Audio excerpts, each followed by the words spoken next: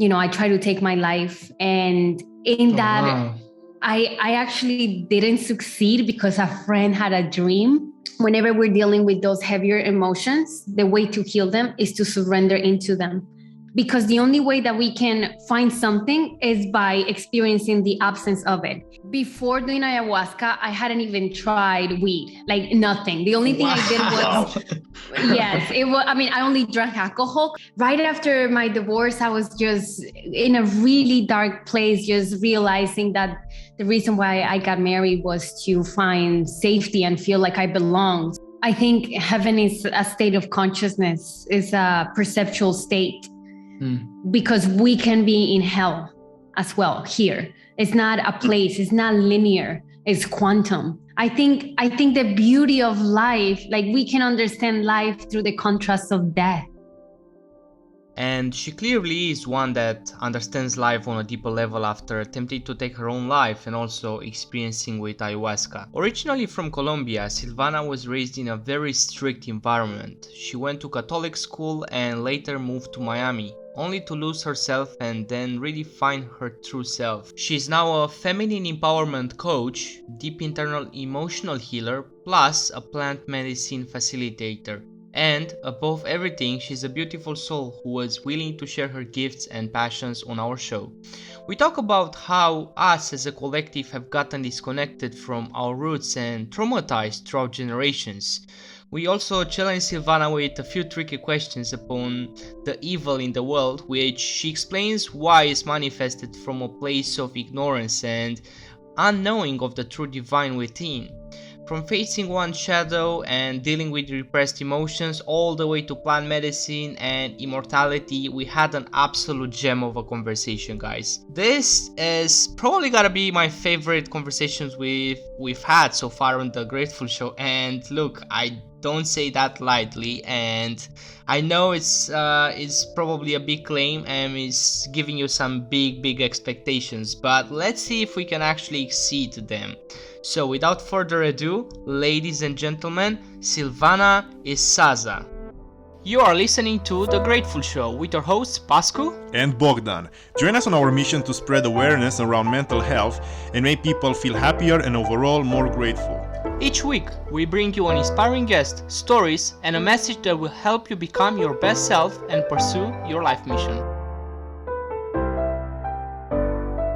Hello, ladies and gentlemen, and welcome back to The Grateful Show. Hope you are doing fantastic, and if you are not, you're about to be, because today we have no one other than Silvana Isaza. How is it going, Silvana? It's going so good. How are you guys doing?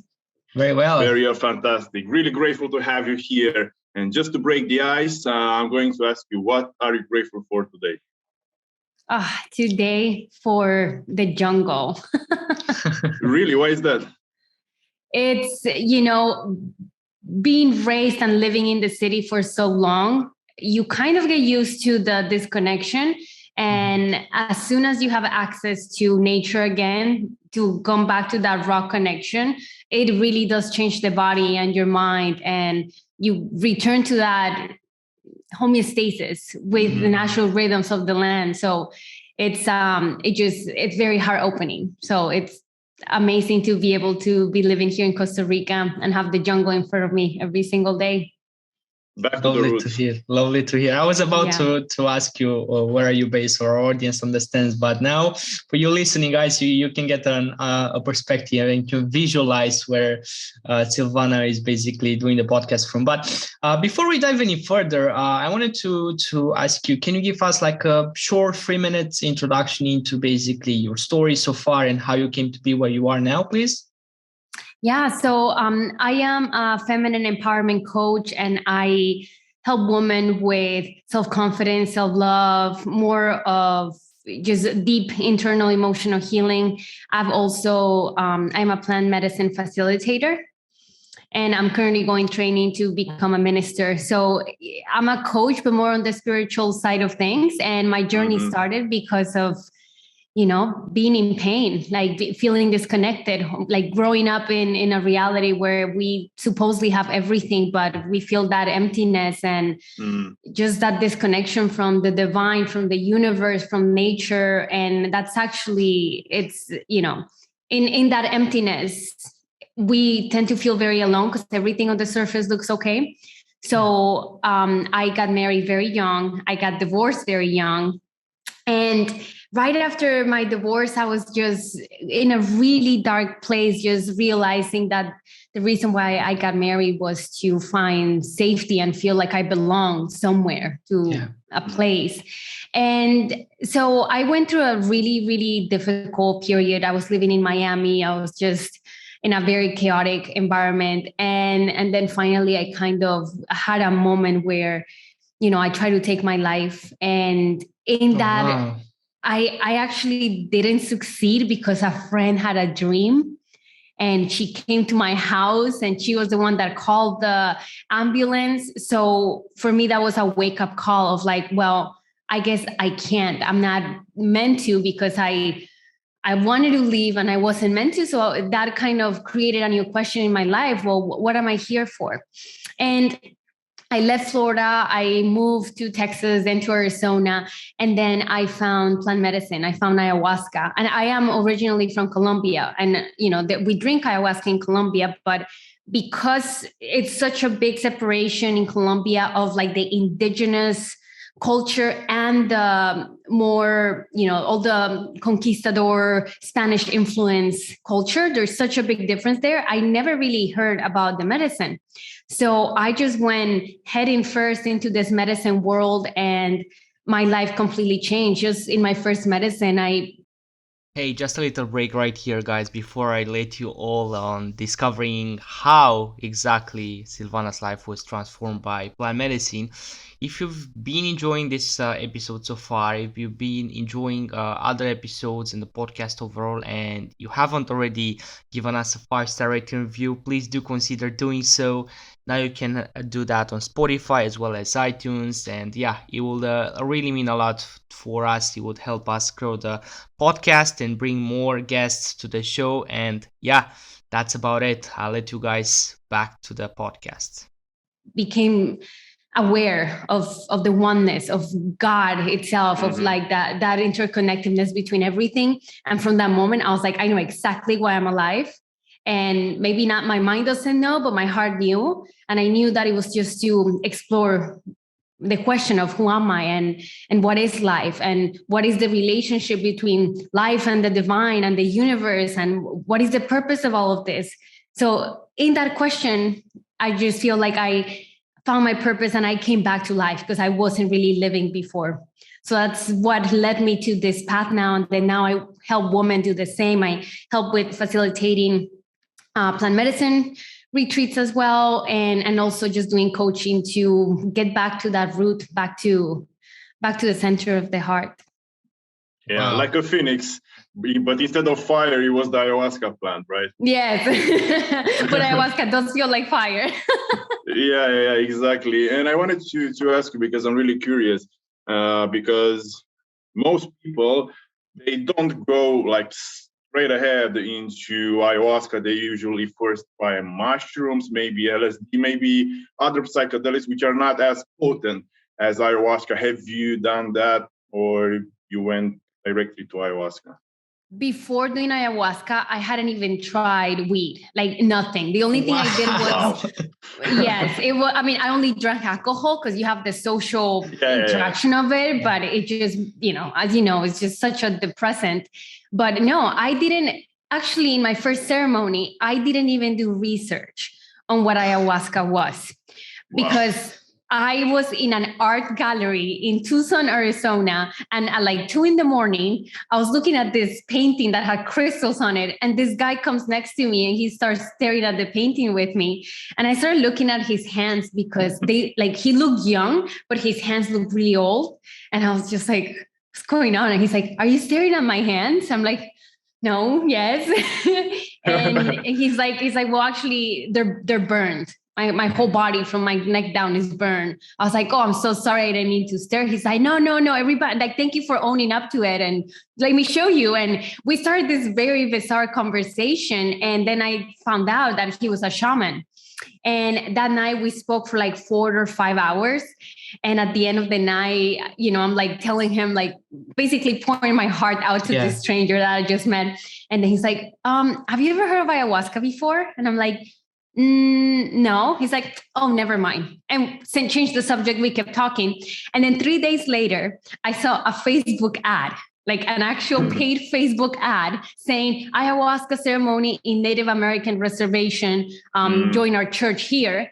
And the ceremony was going to be on my birthday. So I was like, oh my God, this is the universe speaking. So I signed up and I was like, I'm going to an ayahuasca ceremony, and zero research. I just showed up like completely unaware of what I was doing, which most people don't do that. Most people, like you said, they either start exploring with mushrooms or, or like LSD, and then get that door and then get curious about the medicinal properties of ayahuasca. But no, for me, it was straight on. Wow, that was like definitely divine alignment. It was meant to happen that way on that day specifically. Wow. What a story. And I can feel all the emotion floating in the air.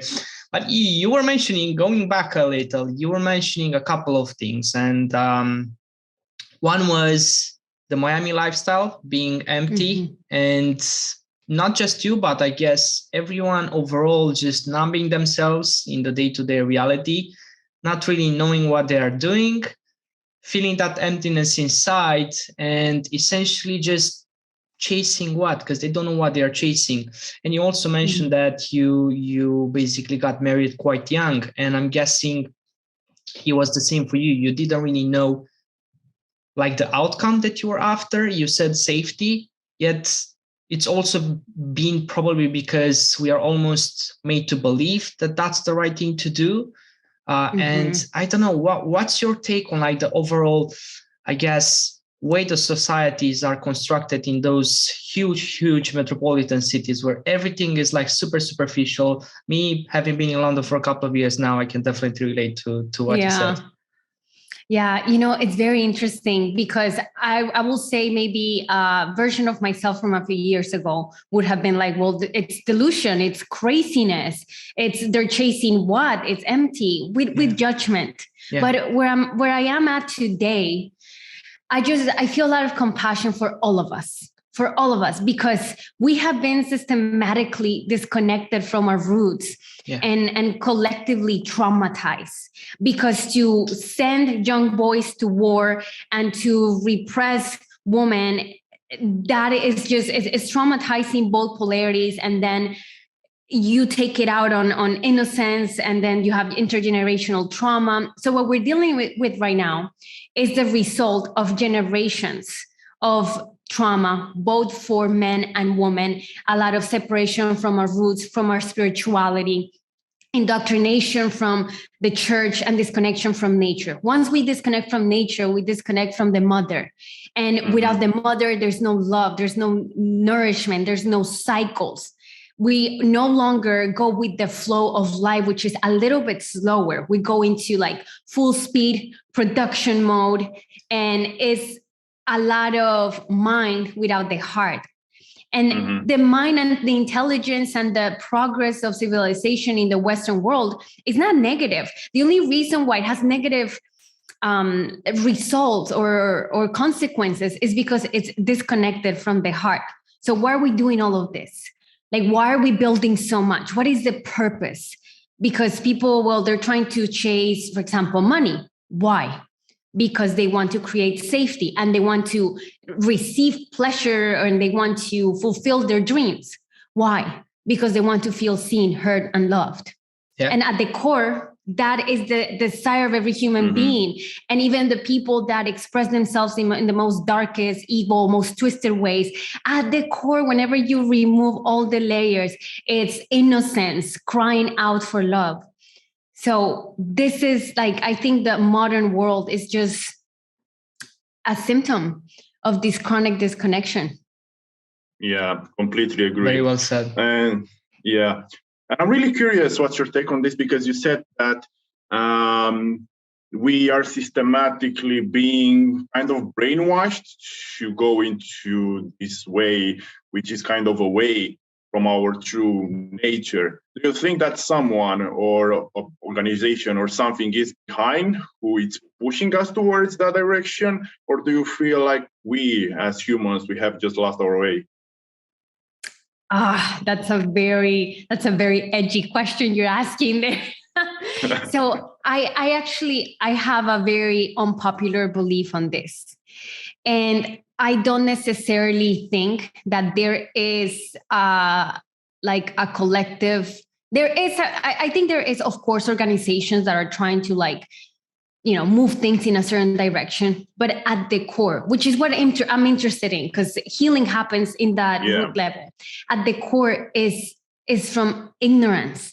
Because you can only try to destroy another person, try to rob the earth of her resources, try to control and manipulate other people if you don't know your nature, if you don't know who you are, if you don't know that you are an extension of the divine and that there is no other, that at some degree what I do to you is doing it to an aspect of myself that maybe this individual consciousness won't comprehend, but the heart does. It's from ignorance, it's from not knowing. But then when you have that not knowing, that's darkness. And then from that not knowing, that lacks light of awareness, from that place, then that type of mentality forms a lot of destruction. It's destructive because it becomes a vacuum. It's self-serving. It's trying to fill up its hole, and the hole is a vacuum. So it's maybe there is a being out there that is more like, okay, we're going to do this and that. But even if that was the case, that being is spiritually unaware of its true nature, is spiritually unevolved. Yeah. So it's kind of like the growing pains of evolution from my personal perspective. I think we're evolving in consciousness collectively, and we're getting out of the dark ages of ignorance and the disconnection from knowing who is it that we are. Couldn't agree more. And I was listening recently, I started listening to a book that I actually haven't mentioned on the podcast just yet. It's called Reality Transurfing, for anybody wondering. And to be honest, it's probably the hardest book that I ever came across, and I'm trying to listen to it, and I'll probably have to read it.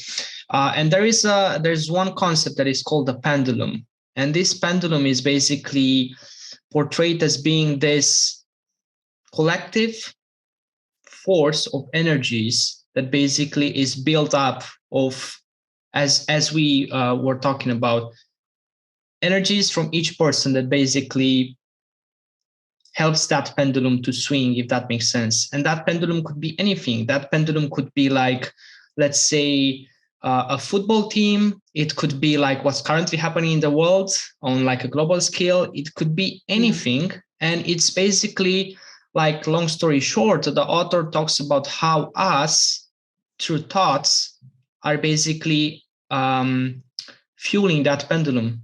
Just because I don't agree with the pendulum, I'm still thinking of it. I'm still intentional about spreading hatred and angriness and contradiction toward other people in regard to that pendulum, and that's basically fueling it. And now I used to think, I'm not saying I'm completely opposed to the idea of like organizations being basically having to be almost like blamed for where we are now. I'm not saying that. I would say they are partly to blame, but I would say that we are also all to blame because of what you said, because of the ignorance that has been going for like generations, and that we are now slowly but surely coming out of. But that was something that I wanted to add. And I want to dive a bit further because I appreciate we have limited time and there's only so much we can cover. I wanted to talk about healing one's shadow, because I know you're super passionate about this and it's in your craft. How does one actually manage to heal? How does one actually manage to face his shadow? Because that's what one has to go through in order to heal, right? Yeah. That question is so connected to what you were just talking about, the pendulum, because it's the same process. It's like the same principle applies. So there is two things that could happen whenever we do healing work, especially shadow work. And in order for us to heal the shadows, to understand it, and the shadow is simply our blind spots. It's the things and emotions and parts of ourselves that we are not taking ownership of.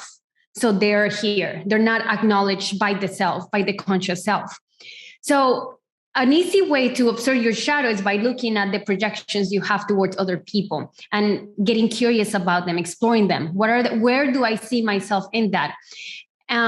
But at the core, to remove that, we create shadows to protect ourselves from emotions that we don't want to feel. So I am a strong believer that life is always it's like moving towards light.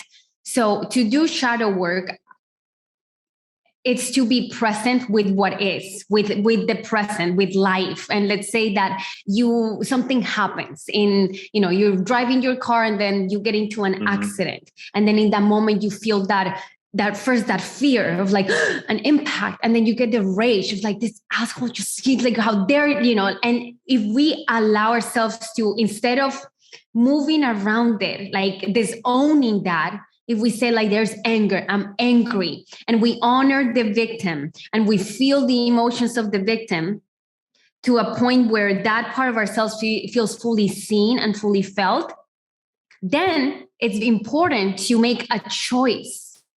So what do you choose? You have the awareness that here is this emotion. Are you that emotion, or are you the observer of that emotion? So taking a step back into the observer's perspective of like, okay, I have a very strong emotion. I feel in my body, I'm sweating, but I know I am the observer of this emotion, and I own it. It is my emotion, it's my anger. It was created, yes, by the impact coming from the external world, but in reality, it was a creation from my heart. It was like something that I felt. So in taking the ownership of that and allowing ourselves to honor it and feel it and allow that emotion to exist, then we can choose to say, well, I am not that. I am the observer of this anger, and I am choosing compassion. But it's an art. You see, there's such a delicate balance, because if we do that too harshly, then we're bypassing, and then we're not really allowing ourselves to feel the pain. But then if we just get stuck there, then we get lost in the shadow. And, I meet a lot, especially women, because I work with women that get stuck in healing for years and years and years. And it's like, okay, you have all this depth. Now go for the height. Now choose light. Choose to put your awareness into what you are, since you are feeling and experiencing what you are not. So it's a delicate dance. And, I'm working on creating a framework, because the mind needs frameworks to feel safety and to be able to say, okay, that's what we're doing, and giving the self permission to go into those places of repressed emotion. But it's just to create that sense of safety, because whenever we're dealing with those heavier emotions, the way to heal them is to surrender into them, to allow ourselves to be melted into them, become them, let them like consume you, let them burn you. Because on the other side of that, you go into the omega, into the everythingness. It's like you go, there's the way of healing that it's like, I am not this, I'm not this, which is very divine masculine, of just maintaining that full presence. And then there is the feminine way of healing, which is I am everything, and I dissolve into everything. And that's why in Tantra, you have the feminine paths that are about pleasure. And pleasure is just to feel everything without resistance, and to let God experience itself through the sensory experience. And the masculine paths are about observing everything and being that pillar of light, of pure presence, for that feminine expression to just be and move. Very beautiful. And I completely agree with you. But at some point, you have mentioned about the balance and about not letting anger and about not letting negative emotions affect you. You just have to observe them. But what would you say about the positive ones? Because, like, on the other side of the bad feelings, we have the good ones, like love and balance and everything. Would you say that when you are like in ecstasy, when you feel really good, would you say that it's all right to let ourselves be not necessarily consumed, but submerged into that, or be aware of what's happening even then with the good emotions and like stay like with our feet on the ground? Well, the way, for example, let's compare anger to ecstasy. Mm-hmm. When I say you let yourself feel anger and then choose, when that part of let yourself feel anger, like that means that when I'm angry, I go out into the jungle and I scream and I kick and I express it out. But then there's the consciousness of this is my anger, so I'm not going to go dump it on the other person. So that's me consciously choosing to take ownership of it. But it is in its full expression because I am following more of a feminine path of I am everything.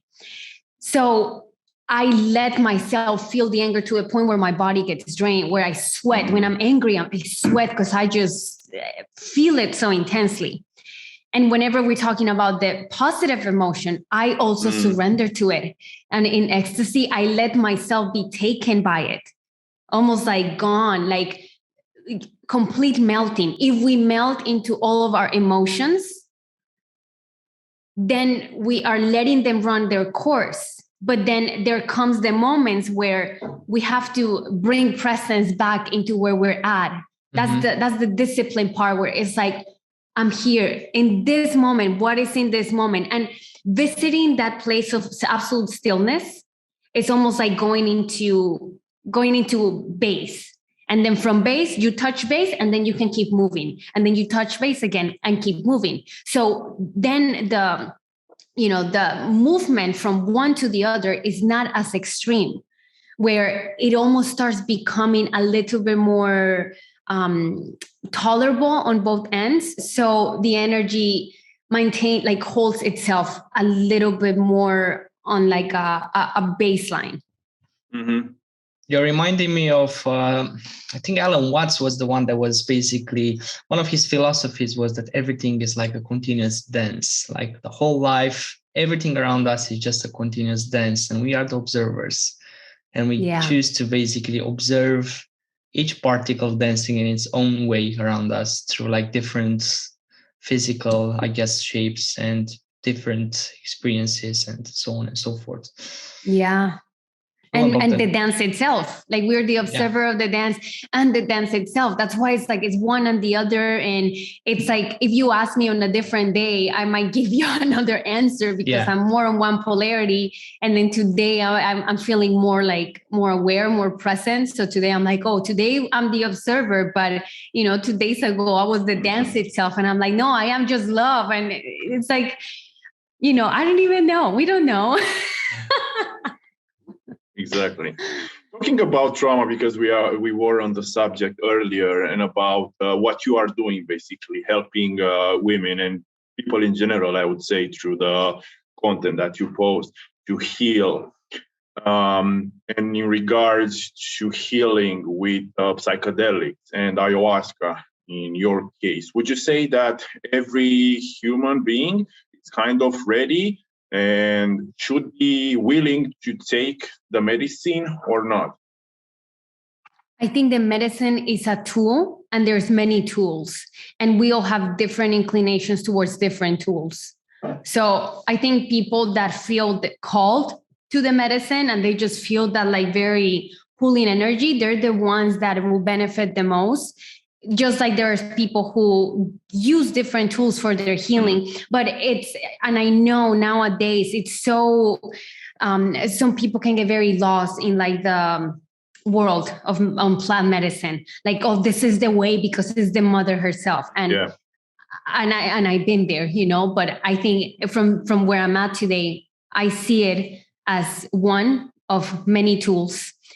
And yes, I don't think not everybody reacts differently. Like there's people who do wonders with breath work. It just doesn't resonate with me. So it's not saying that's not a good tool. It's that I have naturally feel more inclined to plant medicine. And the most important thing for, I think, anybody, listening is to connect with themselves and let themselves notice where is it that they're being magnetized towards. What are the things that pique their interest? Because we're always trying to go toward the light, toward our more self-awareness. So the tool that calls you is the one that's for you, and the ones that don't, then they're not for you. Completely agree. Or at least that's what we should be striving for, because a lot of people aren't aware that they should be trying to go towards the light. But I wanted to ask you, because obviously with all of those conversations that we have with each awesome guest, we want to bring a spark of action, and to give our audience no excuse not to implement some of the things that we go over. Therefore, I wanted to ask you, what would be 3 actionable tips that you would recommend to people to basically, let's say, connect with their true self? Because this is kind of the subject that we've been revolving around. Actionable thing. It depends. I think it's a matter of getting clear with what is it that you need. For example, some people need solitude. How do they know they need solitude? Because they're always chasing connection. Like connect with me on the phone and the pandemic and like all of these things. And then there's some people that need connection because they're always like avoiding connection with others.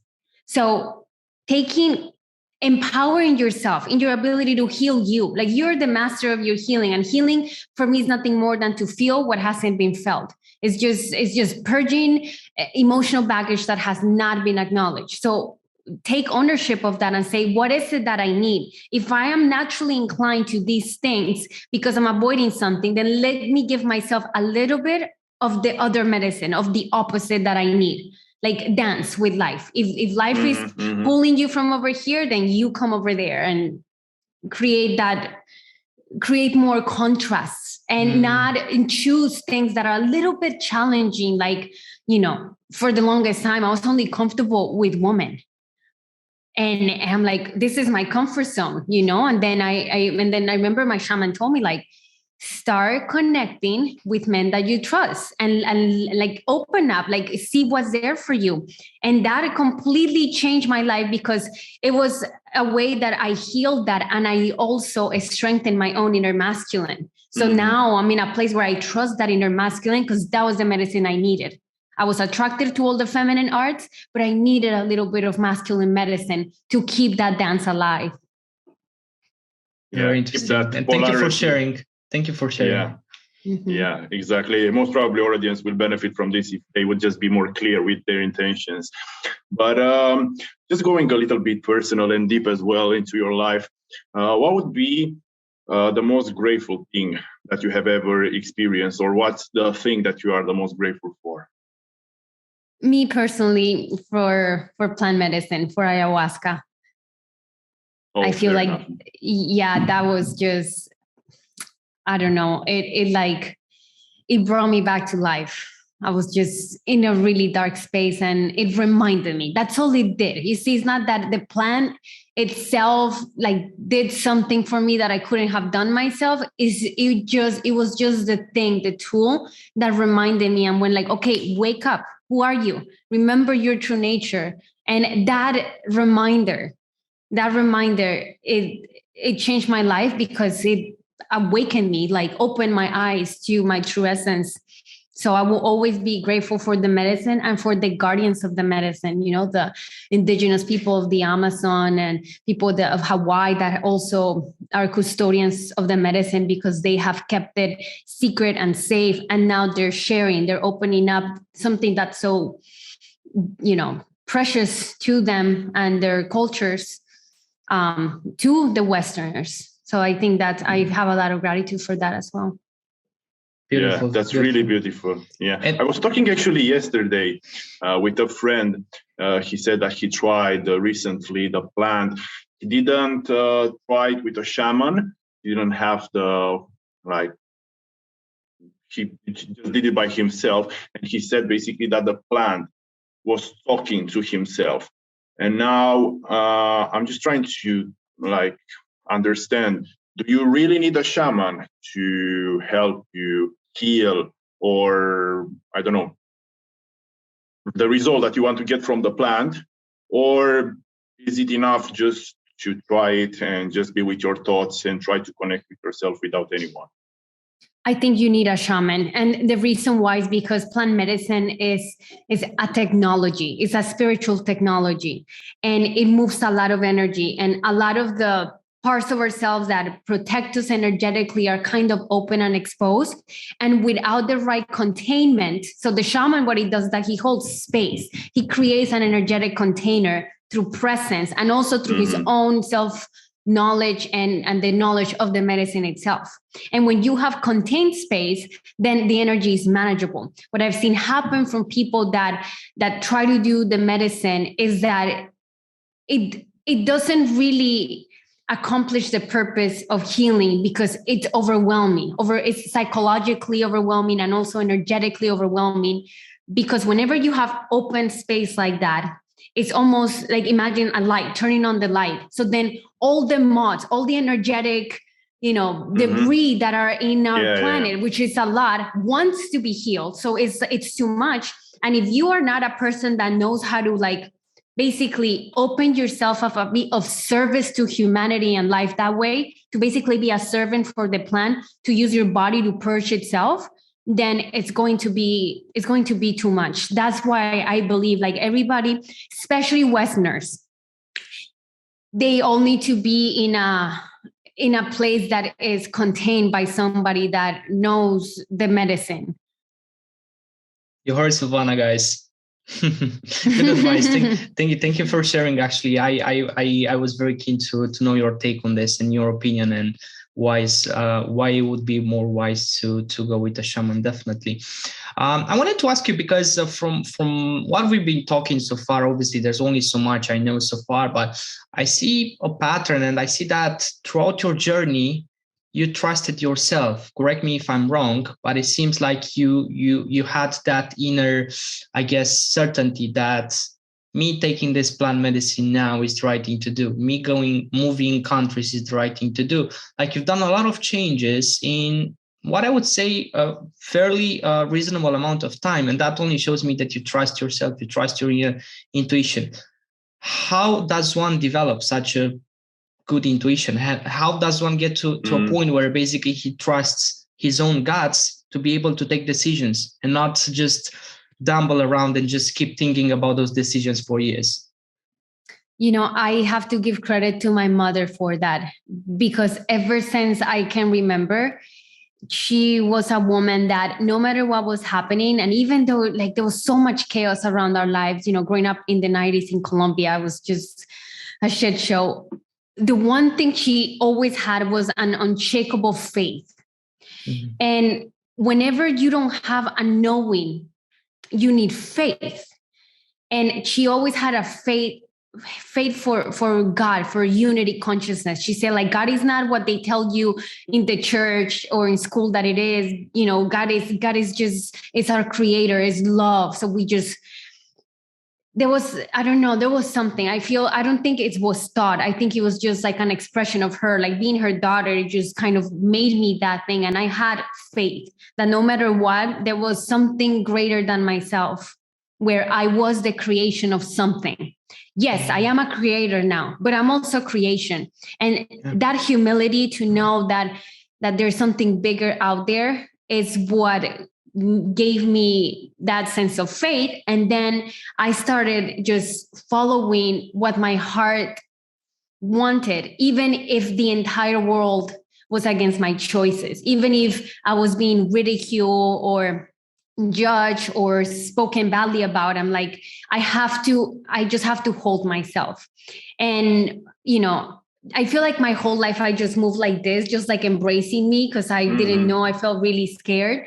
But once I kind of had that realization of myself and of light, then I no longer needed faith, because I just knew. So that thing that allowed me to just know, it's now it's unmovable. Whenever I feel something in my heart, even if the whole reality is telling me no, I can't betray that, and I won't. And it's such a commitment that it's life over death, it's I will protect this knowing, this innocence no matter what, even if this body ceases to exist.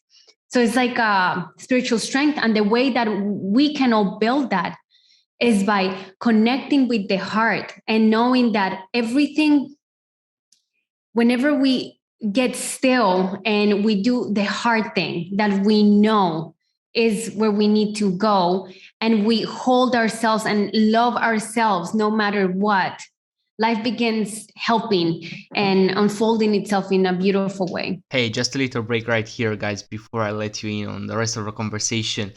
If you haven't already, please do consider giving us a 5-star rating review on iTunes as well as on Spotify. That will allow us to not only bring more guests to the show, but also expand our reach and reach more people like yourself. And together we'll be able to have a greater impact.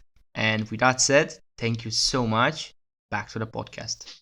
Very beautiful. What I wanted to say is an awakened soul shall stay awakened for eternity. I think someone said something along those lines. Mm-hmm. And you also said that faith basically gave you not necessarily the courage, but the hope. And I would say it operated in two ways. And I think it gave you the humility to recognize that there is actually a creator, a creating force, if you wish, that is basically taking care of you. And that's you feeling like that humility. But at the same time, you felt empowered through your mother and through her teachings to know that no matter what, things will work out. And what I wanted to quote now is a very interesting short story that I actually listened to this morning. It's from a book by Maxwell, and it's called 15 Valuable Laws of Growth, or Laws of Growth. And he's basically talking about the fact that a child, statistically, by the time they reach 18 or 17, I think it was, they are being told they can't around 150,000 times. And that's usually like 30 times more, 30x more than they are actually told they can. What's your take on that? And what's your take on the fact that a lot of us growing up, unfortunately, due to our circumstances, we are basically discouraged and we are not being given that empowerment and that faith that you're gifted to have, for example? You know, I think that is an invitation for us to find empowerment in ourselves, because the only way that we can find something is by experiencing the absence of it. And if we're so disempowered and we're told all the time, no, you can, no, you can, no, you can't. Yeah. That's where you wake up and you say, no, I can. And that's empowerment. And I actually grew up very controlled. Like, I went to Catholic school. I was raised by nuns. My mom was extremely strict. And she was just like, no, you can't. No. And my own strength came from hearing no so much that I said, yes, and I will, and I do, and try to stop me. And it was just like, the fire of Sekhmet, just like that sacred rage that says, yes, I can. And that's kind of like the fire of life, is the right to exist. And I'm claiming my right to exist. But you can only claim that right to exist and understand true empowerment by just feeling the absence of it. So collectively, we're a generation of children that were told, no, behave, obey. Yeah. And what are you going to do about that? How does that feel in your heart? Are you just going to keep taking it? Or are you going to say like, no, I can, and rise up and take ownership of that beautiful choice? That's the invitation. You heard Silvana, guys. You just got to keep the fire burning. And once the fire is burning, we got to keep adding logs on it in order to be bigger and bigger, and maybe just spark some other fires as well. We have to unite together. But I just wanted to ask you now, Silvana, what do you want to be remembered for or as long after you are gone? The one that told us to love ourselves no matter what. That's my desired legacy. And that's, it sounds simple, but is the hardest thing for us to do, to just love ourselves, to accept ourselves without that knowledge. And in my work, I got one message, like I talk a lot, but it's the same message. And it's just like, love yourself, accept yourself, hold yourself. Don't worry about what others are doing, what's happening in the world, just you. Like, we have one project and it's ourselves. And it's like, can I be with the heavy, difficult emotions? And can I learn to hold space for them in me? Because once we learn to do that, then we can do that for the other. It's the beautiful contrast of like having to be selfish in order to become selfless, right? Because if you can't help yourself first, then I guess face your own fears and develop your own character and so on and so forth, you can't really be able to like give back from like what, an empty cup, an empty bottle. You can't really do that. It's that's a very interesting distinction you made, the selfishness versus creating service to others from that. Because it's not that I say, I love myself, so I'm just not going to do this thing. It's not like that. That is, that's like the surface level, more like egoic, choosing the self. What I mean by choosing yourself is whenever you are in deep pain and you know that maybe if I drink, I'm going to ease that pain. Maybe if I go and reach out to this person, I'm going to ease that pain. Maybe if I scream at this person, like instead of keep getting that, is to be present with that part of us that just feels so uncomfortable because we don't like feeling shame. We don't like feeling smallness or like whatever not love is. We don't like it. But if you can be present with that feeling of nothingness, then you are almost like occupying that emptiness with awareness. And that is the birth of love. It's in the darkness of the womb, our spiritual womb, where the nothingness exists. That is the birth of everything. So it's a delicate dance, and it's attunement, like refining the process of what is this part of me saying? Is this my little, ego self that's like, no, I'm the best at everything? Or is this my heart saying like, I just need you to be with me for 1 second? Yeah. I think it was Carl Jung that mentioned that majority of world's biggest problems would be solved if one would be able to sit with their own thoughts alone for an hour in a room or something along those lines. And yeah, exactly. Yeah, for our audience, I keep mentioning it, but I just can't I cannot mention it on almost every podcast now. I think people are already tired of me mentioning it. I went to a Vipassana retreat last year, and basically what that has shown me is the fact that I went there, I'm not going to lie, I went there for like answers, and I thought that it's going to like solve everything. It's going to solve all the problems by just meditating 10, 12 hours each day for 10 days straight and not doing anything else. I came to the conclusion that what we do on a daily basis is, even if you think you are moving the needle, even if you think you're productive, what we do is basically, as you said, as much as possible, try to avoid feeling things that we do not want to feel. And that is through like trying to chase pleasures. That is through like just pouring your soul into a business and not doing anything else and neglecting all other areas of your life, all other aspects. And yeah, I think that's what it all comes down to, basically being with your own self and actually acknowledging those things and feeling them and living with them. And what I wanted to ask you is, and this revolved from a previous conversation that we had earlier this week, is what's your take on the fact that the kingdom of heaven is basically within us?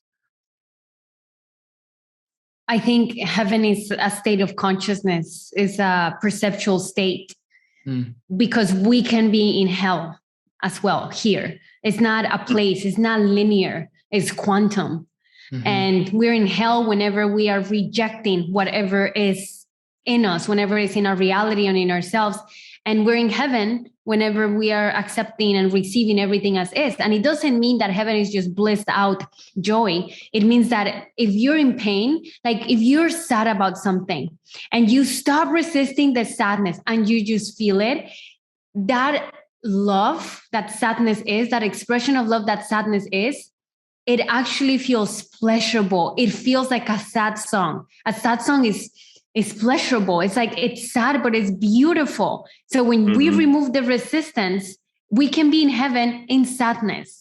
We can be in heaven in whatever emotion is being expressed if we just open up and stop fighting what is so much, and fighting, like you said earlier, those emotions that our minds don't want to feel. Yeah, because what we do, unfortunately, when we feel something which is uncomfortable, we just like to drown ourselves into other means like alcohol or other substances. And unfortunately, if you don't deal with what you have to deal now, a lot of things will go on top of that fear or discomfort. And you add more and more, layer after layer. Exactly. And once you actually want to heal yourself, it's going to be hard because there's so much weight on top of you. But if you fight it then, when you face it, then you will have bigger chances to actually solve it faster, right? Exactly. And life is always trying to find its own balance. So if you take on things as they come, you don't have to go through ups and downs so much because it's not necessary. It won't serve your soul. But if you are resisting something and something and something and you don't feel it, then life is going to be like, well, this person's life has to get destroyed for them to really feel this unacknowledged emotion. And that's where life is like, car accident, lose your job, your business, lose your partner, lose everything, get deported, whatever it is. It's like everything crumbles down. But that can all, I'm not saying it can be prevented, but the lows and the super highs and the super lows, they can kind of be buffered if we just open up. We start living a more peaceful existence. And I think peace, that vibration of just neutrality, is like the movement between polarities that happens really quickly. So it's like a zzz, and then that extremist behavior is no longer part of your reality as much, as long as it's not needed. Yeah, 100%. This is what the Buddhists were preaching, right? Equanimity, being able to be in a state that is as neutral as possible. But moving on, I wanted to ask you, Silvana, and I already know the answer. It's just for our audience to get a taste of your philosophy and perspective upon this. Is if at some point you will be able to, and most probably we will have this opportunity in our lifetime, if you will be able to become immortal, would you choose to? If so, why? And if not, why? Well, I already am at some degree. But Silvana, the person, no. I think the beauty of life, like we can understand life through the contrast of death. We can't, if something, like think about it from the perspective that, let's say you wanted something for so long, so you wanted a new car, and you get your new car, and then you're like, oh my God, you go to the store like 3 times a day just so you can drive it. 3 months later, it's like, it's bland. Yeah, whatever. Exactly. It's like whatever, you get used to it. And whenever we have that limited gift that time gives us, and birth and death, then we're like, okay, let me be present. Let me savor this experience. I think the juice of life is in death, and we're so afraid of death, but death is what gives room to life. It's like one cannot exist without the other. And we are here to experience life, and part of life is death. So, my soul will live on. Your soul, like all of us, that piece that is real is eternal. But then this little personality that like showed up as Silvana, then that is temporary, is meant to be temporary. And if I want to immortalize myself, that's where I have to think contribution. In my life as Silvana, what do I want to leave on in the world? How do I want to be remembered as? What pain do I want to ease in humanity? That's how you can become immortal in this reality. Through a legacy. Very beautiful. Exactly. Yeah. And talking about understanding life, and we ask all our guests this question. It is a little bit cliche, and we already kind of know your answer because we got to understand you on a deeper level. But what would you say that is the meaning of life? The meaning of life. The meaning of life is to ask these questions. It's for us to have this conversation, to be on this podcast and say, Silvana, what is the meaning of life? And then, and then I go and then I get all poetic and I pour my heart to you and then I tell you and then you tell me yours. And this thing that's happening right here, whatever, when the people that are listening like that, like, ooh, what is it? That's the meaning of life. It's for us to have this conversation and this experience and explore what is God, what is life, what is it not, how does it feel like? Yeah. Always ask questions, right? Always be very open, like an open book to observe. Yeah. And maybe you will change, like you said, maybe tomorrow I will give you a different answer to this question. Exactly. But what is important is what I am now in this present moment, right? Yes, exactly. And also, like, we're human beings. Like, what is my human, what is this human reality I'm having? What is Silvana's life going to be like and going to unfold? Are my dreams going to be fulfilled? It's like, yes, it's here. It's like greatness, it's spirituality, it's oneness, and it's separation, duality, pain, and the rawness of having physical bodies and holding all of that, being fully human and fully divine. Beautiful. There's no yin without yang, and there's no yang without the yin. Yeah, we got to keep the balance. Yeah. Silvana, it's been an absolute pleasure, but we got to be mindful of your time, of our audience time. So we're just going to ask you the last question of the show if you need. So just take your time in order to answer it. And it goes like this. Imagine that you are on your deathbed. So you are about to die. But right before you die, this person comes into your room and stares you into your eyes. That's the best version of yourself. You see and comprehend what you could have become. So how would you feel about yourself and about your whole life in that specific moment? What a journey. I think, it's an interesting question. It's interesting because I feel that sense of death, I experienced it when I did Bufo. I literally thought, oh my God, I did too much. I just killed myself. And I wept because I felt so much compassion for how I didn't let myself be. So if I can just let myself be in my humanity and in my imperfection, I think that's what gives me peace. And that's how I would like to go. Yeah.